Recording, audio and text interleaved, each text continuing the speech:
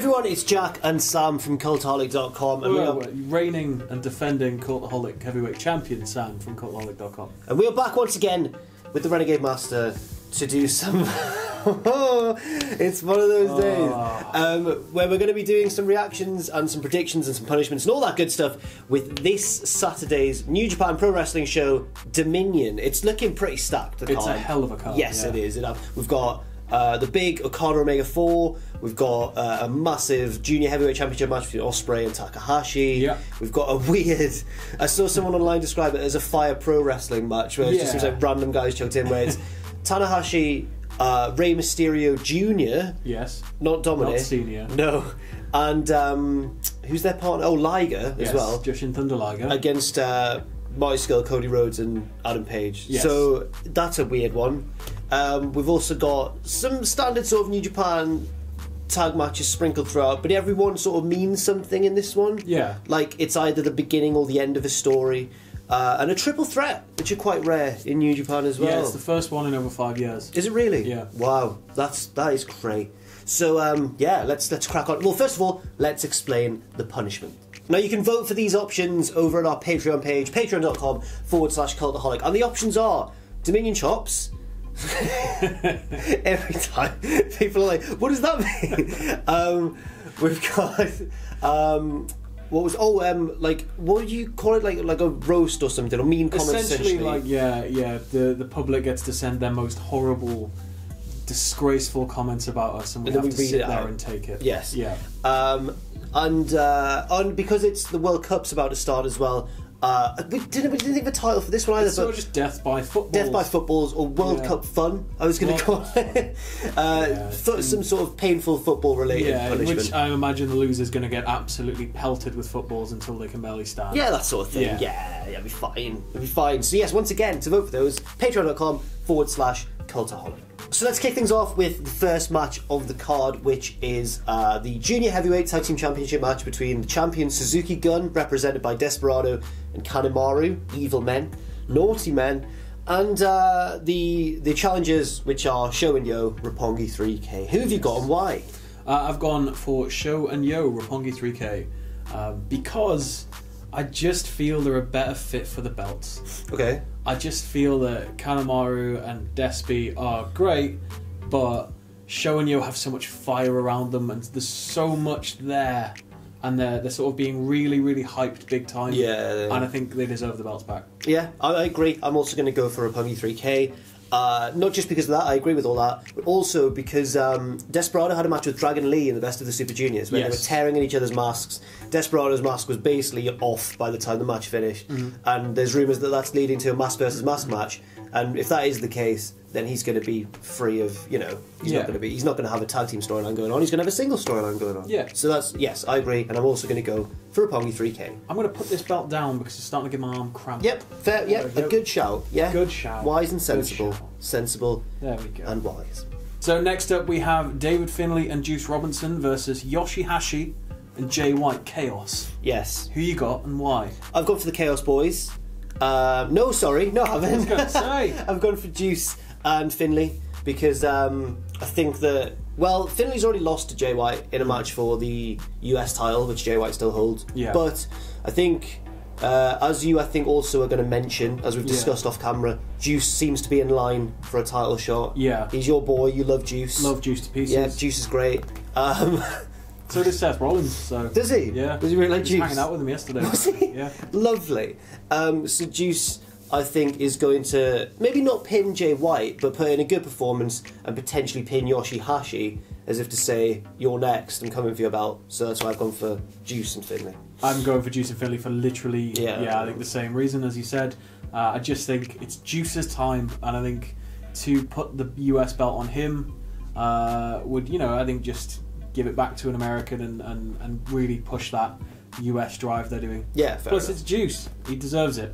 Love Juice. So, yeah. Next up, we have the team of Toru Yano and Ishii. Chaos, the Chaos kind of comedy lineup. Well, not Ishii, but Yano. Yeah. Is just... Oh, he's so hard to predict, though. Versus Zack Sabre Jr. and Minoru Suzuki. Who have you got and why? Zack Sabre Jr. and Minoru Suzuki, because they're going to absolutely destroy they're just going to tear them apart. Zack's going to stretch them out. Suzuki's going to snap them into little bits. So I just can't see it being a chaos victory. No, but I am scared whenever I predict a Yano match because he can just be anyone. Sneaky wins. Yeah, he's the sublime master thief. Yes, which is just the most ridiculous thing. I'm also going to go for Suzuki-gun. I think that in the past few months, like, they got off to a really hot start this year. Yeah. Then Suzuki lost the Intercontinental belt to Naito, and Zack obviously won the New Japan Cup and then lost to Okada in his big title shot. And since then, they haven't really done much. So I think this is going to get them back on track, like a nice big win for them, and hopefully kick off like a feud between Ishii and Suzuki. I'd enjoy that. Oh, that was so good. Good fun. Yeah. Good fun. Maybe they'll be drawn in the same block in the G1. Ha. Who have you got? No, we've already done it. Next up, we have the triple threat match for the never Openweight title, which is Hirooki Goto versus Michael Elgin versus everybody's favourite boy Taichi. Who have you got and why?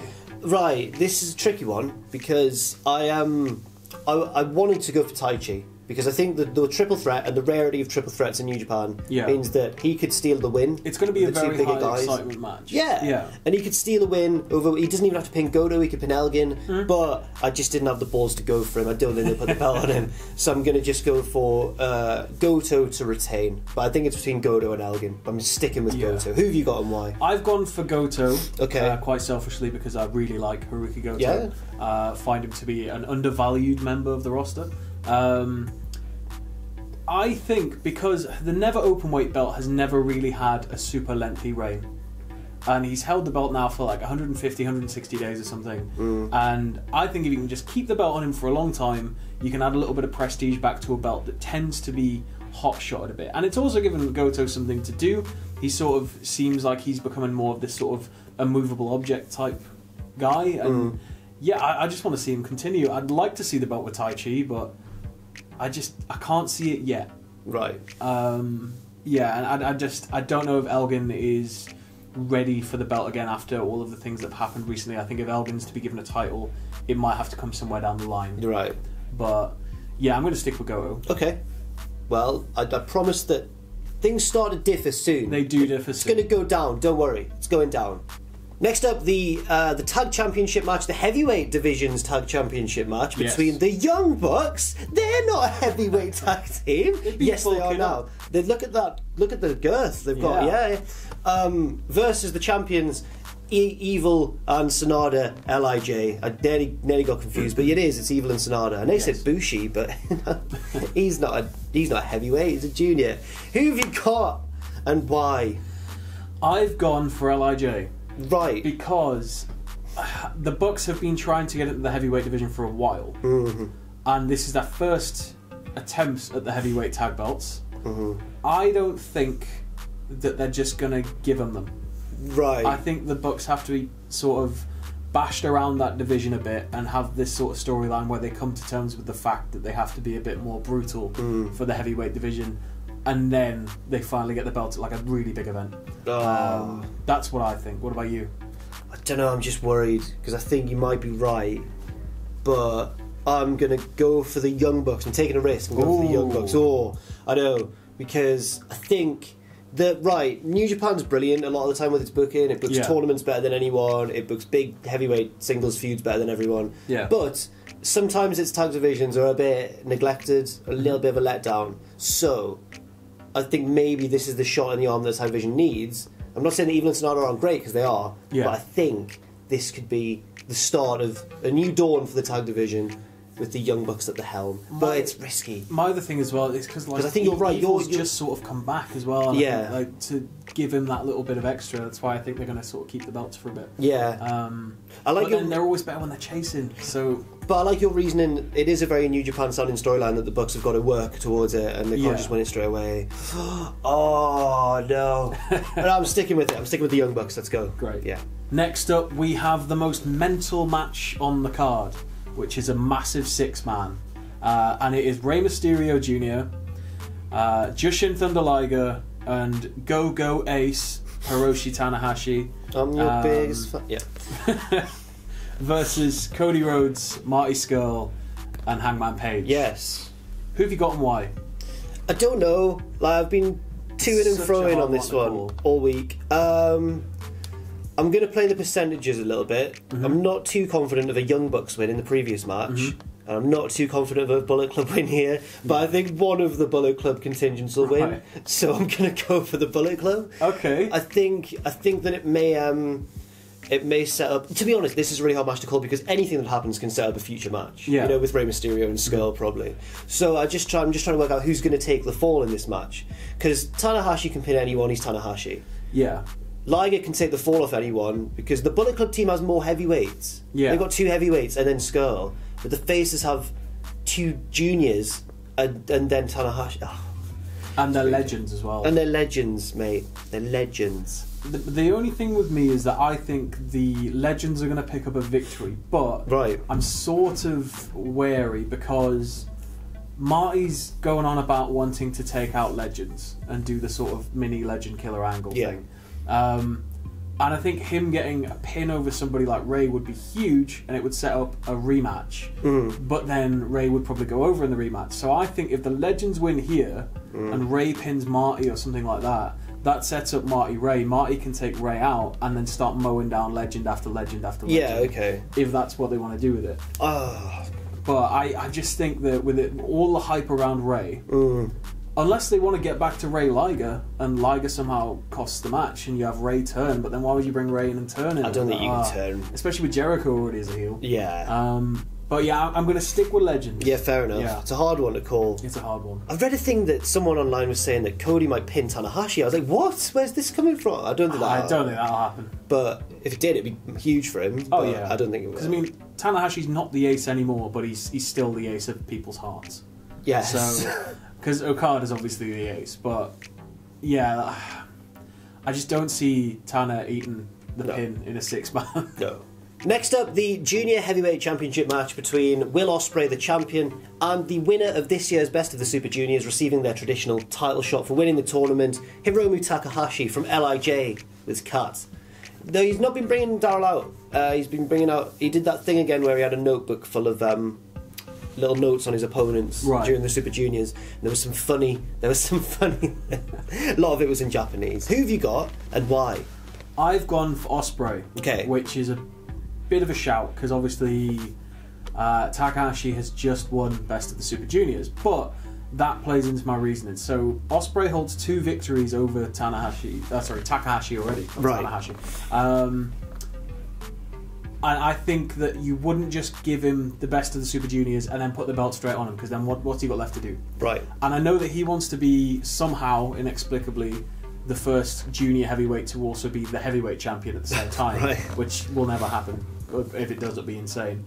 But I think that there's going to be a lot more chasing for Hiromu to get that pesky, wily Will Ospreay. Okay. And I think Ospreay's going to just pick up, because if it was a half-hour match, I'd say it would go to time limit draw. Right. But with it being an hour, I don't think it's going to go to the draw. I think Ospreay's going to just pick the win. Just. I'm also going to go for Will Ospreay. Pretty much for the same reasons that you've said. Yeah, but then again, I mean, then he'd have 3 wins over Takahashi, and then it's hard to make a case for. But if it's like a sneaky win, or if it's like a win that's just like, you know, if both guys put on like the match of a lifetime, then it's not so bad that he loses. Yeah, Meltzer was saying in the Observer that that this match could be like everyone's expecting the main event to be the best match of the year. But this match could actually be. And he said there's less pressure on them. Yeah. They could go out and have just like a really good match and everyone will be like, oh, it's really good. Yeah. And if Omega and Okada do the same and it's just very good, everyone will be like, oh. Yeah. Well, Ospreay said he wants everybody to be leaving and talking about the junior heavyweight match. Oh. Yeah. Shots fired. Oh. Next up we have the match for the IWGP Intercontinental Championship, which is Tetsuya Naito versus Chris Jericho. Who have you got and why? Oh, this is heart versus head, because I want Jericho to win, because that would be really exciting, and it would throw the wrestling world, and it would be like, what's going on? What's going to happen now? But I think I'm going to go for Naito. It's not one that I'm confident on, because I think they could well put it on Jericho, and then he'd obviously be a key factor when they run their next US show. Yeah. But I think I'm going to go for Naito just because we don't know Jericho's schedule very well. I always get confused by Jericho's schedule. And also, Naito's had a really curious year so far. He lost in the Wrestle Kingdom main event, which we both got wrong. We were like, wow, that's surprising. It's since emerged that Okada's like being booked far stronger than we ever could have imagined. Then he lost to Suzuki, but then he won against Suzuki again, I think. Yeah, that's how it went. And I was just like, what's going on here? And now he's in a weird sort of crossroads where he's been made to look really... He's been battered by Jericho. He's bloodied and everything.